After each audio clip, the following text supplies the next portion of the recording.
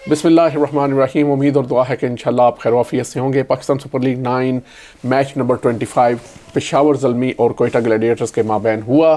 सबसे पहले इस मैच की समरी आपकी खिदमत में पेश करते हैं। मैच में पहले बैटिंग करते हुए पेशावर ज़ल्मी ने मुकर्रा 20 ओवरों में किए 196 रन, उनकी 8 विकटें गिनी और इसमें नुमायां कारकर्दगी करने वाले जो बैटर थे वो थे साइम अयूब, बाबर आजम, TKC और रोमन पावल। बाबर आजम ने 50+ रन किए, बाकी तमाम ने थोड़ा थोड़ा कंट्रीब्यूट किया। ग्लैडिएटर्स की जानिब से सिर्फ अकील हुसैन एक ऐसे बॉलर थे जिन्हें विकेट्स भी मिली, उन्होंने रन्स भी कंटेन किए। उन्होंने 4 ओवर में 23 रन देके 4 विकेटें हासिल की। अगर हम बात करें ग्लैडिएटर्स की बैटिंग की तो इस स्कोर को 196 के स्कोर को चेज़ करते हुए ग्लैडिएटर्स की जो बैटिंग है वो कोलैप्स हुई। 120 रन पर सारी टीम आउट होगी। कोई भी बैट्समैन कोई ख़ास कारकर्दगी नहीं दिखा सका और पेशावर के जितने भी बॉलर बाबर आजम ने यूज़ किए सब ने एक एक दो दो विकेट्स आपस में डिस्ट्रीब्यूट की और इस तरह से ये मैच पेशावर ज़ल्मी आसानी इन द एंड 76 रन के बड़े मार्जिन से जीत गया। इसके साथ ही जो टेबल के ऊपर सूरत हाल है वो भी बड़ी इंटरेस्टिंग हो गई है। पेशावर ज़ल्मी नंबर 2 पर आ गया है, अभी इनका एक मैच पड़ा है।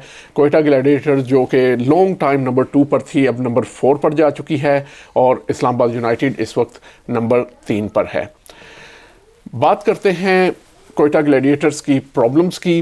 कोयटा ग्लैडिएटर्स जो है इनका स्टार्ट बहुत अच्छा रहा। शुरू में इन्होंने बड़े अच्छे मैचेस जीते और अगर हम उन मैचेस पे गौर करें तो उसमें ऑफ कोर्स राइली रोसो की कैप्टनसी का एक अमल दखल आता था, लेकिन इनकी बैटिंग के हिसाब से बैटिंग की तरफ अगर देखें तो जेसन राय और साउथ शकील बड़ा अच्छा स्टार्ट दे रहे थे। एक मैच में नाफे ने अच्छे रन्स किए, एक में रोसो रन्स कर गए, लेकिन और एक मैच में शेरफन रदरफोर्ड जो है वो उन्होंने कराची के ख़िलाफ़ मैच जो है अच्छी बैटिंग करके जितवा दिया इनको।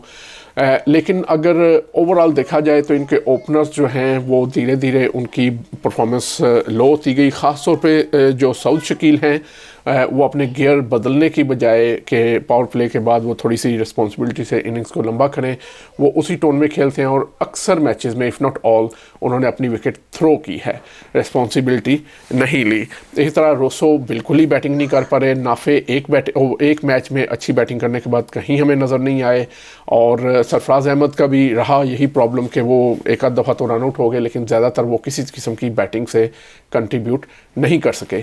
और इस पर्टिकुलर मैच में शेरफन रदरफोर्ड थे नहीं, सरफराज अहमद को बिठा दिया गया, उनकी जगह एक मेक शिफ्ट विकेट कीपर को खिलाया गया। लेकिन वो जब आप टूर्नामेंट में काफ़ी मिड से आगे आ चुके होते हैं और स्टिल आपका कॉम्बिनेशन जो है वो अगर नहीं बन रहा होता तो you are in a serious problem. तो ये वाली प्रॉब्लम जो है कोयटा के साथ अभी चल रही है और इस मैच में भी हुआ यही कि ना नाफे बैटिंग कर सके ना राइली रोसो कर सके। उमैर बिन यूसुफ को लाया गया, लेकिन सिचुएशन ऐसी थी कि मेरा नहीं ख्याल कि वो उस सिचुएशन में बैटिंग कर सकते हैं और वैसे भी वो टॉप ऑर्डर बैट्समैन है और उनको शायद 5वें नंबर पर बैटिंग मिली। इसी तरह लॉरी एवंस जो हैं वो भी कोई ख़ास नहीं दिखा सके, लेकिन खैर इनके ऊपर ज़्यादा गुफ्तगू इसलिए भी नहीं हो सकती कि ये वो वाले लोग हैं जिन्हें इस मैच में लाया गया और इनको बैटिंग करने का जब मौका मिला तो ऑलरेडी 4 मेन विकेट्स जा चुकी थी। मेरा जो ख्याल है वो ये है कि अगर जेसन रॉय भी परफॉर्म नहीं कर पा रहे तो विल स्मिथ इनके पास बैठे हैं, उनका रिकॉर्ड बड़ा अच्छा है PSL में, उनको चांस दिया जा सकता है अप दी ऑर्डर। और मिडल में शेरफन रदरफोर्ड अगर वापस आ जाए तो अच्छा है, अदरवाइज़ इनके पास मिडल ऑर्डर का कोई बैटर है नहीं। राइली रोसो को ही रिस्पॉन्सिबिलिटी लेनी पड़ेगी और उनके साथ साउथ शकील को। अगर ये चीज़ें इनकी फिक्स नहीं होती तो मेरा ये ख्याल है कि इवन दो ये प्लेऑफ्स में चले भी जाते हैं, ये वो टीम नहीं है कि जिनके पीछे आप बैट कर सके कि ये आपको जितवाएंगे। मुझे शुरू में लगा था कि इनकी बॉलिंग बड़ी बैलेंस्ड है। मोहम्मद वसीम बड़ी अच्छी बॉलिंग करते हुए आ रहे थे PSL में।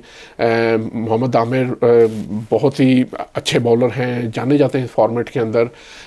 अकील हुसैन ने और अबरार अहमद ने करके भी दिखाया, लेकिन जैसे ही टूर्नामेंट प्रोसीड किया बजाय वो इम्प्रूव होने के, मोहम्मद वसीम जो है वो हर मैच में रन्स कर रहे थे तो फिर ये अनश्योर हुए। They went back to Sohail Khan और कल के मैच में सुहेल ख़ान और जो हैं मोहम्मद हसनैन, उन्होंने जो बॉलिंग की है दोनों ने मिल के 8 ओवरों में 100 रन दिए हैं, यानी सुहेल खान ने 48 और मोहम्मद हसनैन ने 52। मोहम्मद हसनैन की बॉलिंग शुरू से ही इस तरह की चलती आ रही है, इस सीज़न के शुरू से ही तेज़ बॉलिंग करते हैं, वेवर्ड बॉलिंग करते हैं। वसीम अकरम ने इनके ऊपर 2-3 प्रोग्राम्स के अंदर बड़ा अच्छा तबसरा किया है कि ये बिल्कुल ही कॉन्फिडेंस में नहीं है। दूसरा, ये अनफिट रहते हैं जिसकी वजह से फर्स्ट क्लास नहीं खेलते।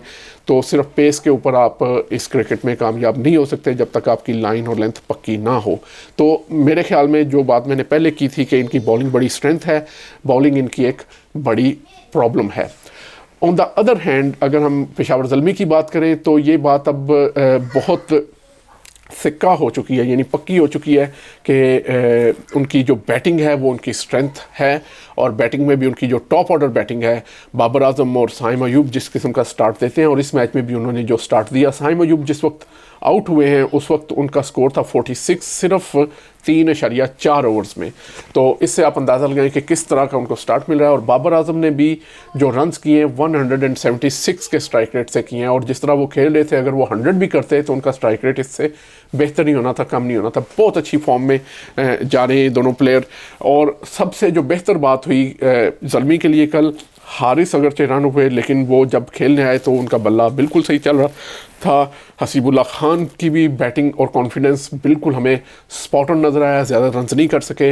रोमन पॉवल हर मैच में, हर दूसरे मैच में रन्स कर रहे हैं, और जो बड़ी इनकी वरी थी टीकेसी, जो बहुत अच्छे परफॉर्मर रहे हैं PSL 8 के अंदर, इस मैच में उन्होंने भी बहुत अच्छी परफॉर्मेंस दी है। 19 गेंदों के ऊपर 33 रन्स बनाए 173 के स्ट्राइक रेट से।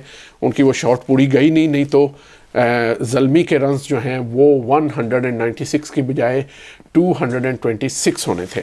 और अगर ज़ल्मी की बॉलिंग की बात करें उसमें वो अभी भी कम्बिनेशन ढूंढ रहे हैं। सलमान इरशाद को बाहर बिठाना पड़ा क्योंकि बड़े एक्सपेंसिव जा रहे थे, लेकिन 1-2 मैचेस से जो बॉलिंग कर रहे हैं आमिर जमाल बहुत अच्छी बॉलिंग कर रहे हैं। इसके अलावा जो इनके स्पिन बॉलर आए हैं, क्या नाम है उनका, मेहरान मुमताज़, वो एक एक्स फैक्टर हैं। गोइंग फॉरवर्ड अगर टीम्स उनको प्रॉपरली रीड ना कर सकें तो जो बंदा 4 ओवर 5 की इकॉनमी से निकाल जाएगा इस किसी टीम के अंदर, मेरा ये ख्याल है कि वो वाला रोल प्ले कर सकते हैं जो लाहौर कलंदर्स की जीत में राशिद खान करते थे कि प्रेशर डालते थे डॉट करके, और खुरम शहजाद को खिलाया।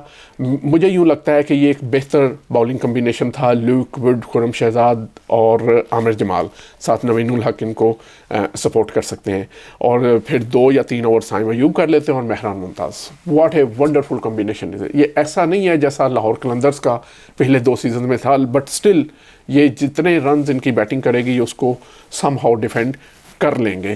तो मुझे तो ये लग रहा है कि पेशावर ज़ल्मी जिस तरह का रिदम पकड़ रही है, ये they are gonna go into the final. सबसे पहले तो पेशावर ज़ल्मी को मैं इस वीडियो को एंड करने से पहले मुबारकबाद देता हूँ इस चीज़ की कि उन्होंने क्वालिफाई कर लिया, और सिर्फ क्वालिफाई ही नहीं किया सुपर फोर्स के लिए। जब से PSL शुरू हुआ है ये वाहिद टीम है जो हर सीज़न में प्ले आउट्स के अंदर गई है, नॉकआउट नहीं हुई उससे पहले। तो बहुत बहुत मुबारक हो और बहुत गुड लक भी आपको। मुझे बड़ी खुशी होगी अगर पेशावर ज़ल्मी जो है वो फाइनल खेलेगी, और दूसरी टीम हमें मुल्तान सुल्तान्स अभी नज़र आ रही है जो पाए की टीम है, तो बड़ा अच्छा फाइनल होगा अगर इनका हुआ तो। इसके साथ ही आप हमें इजाज़त दें। अपने अजीज़ व कार अहले खाना का ख्याल रखिए। अल्लाह हाफिज़।